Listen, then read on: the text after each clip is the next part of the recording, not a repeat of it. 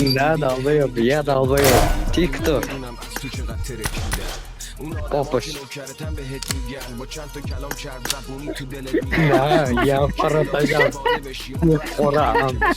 یه خورم یه خورم hazırlar adetti fanatizm hakem hakem kepkamni gapirmang boshqa hammayorim gapirmang kepkamni gapirmang hakem bu sizlar qimmat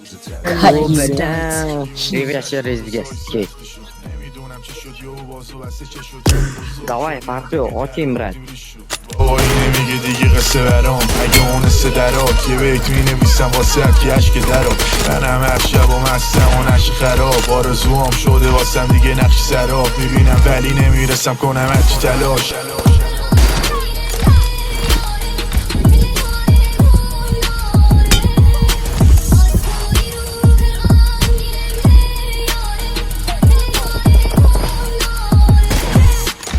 همیشه متنا بلند بوده نشتی آره دیگه حتی بودت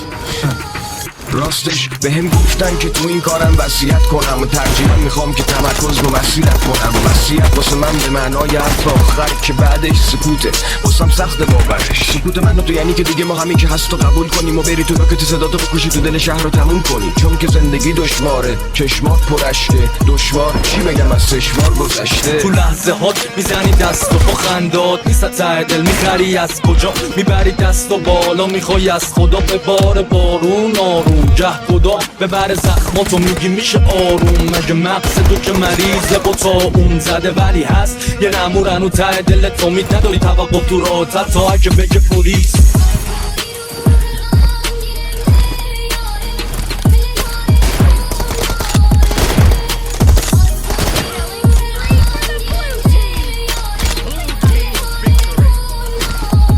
I will cut you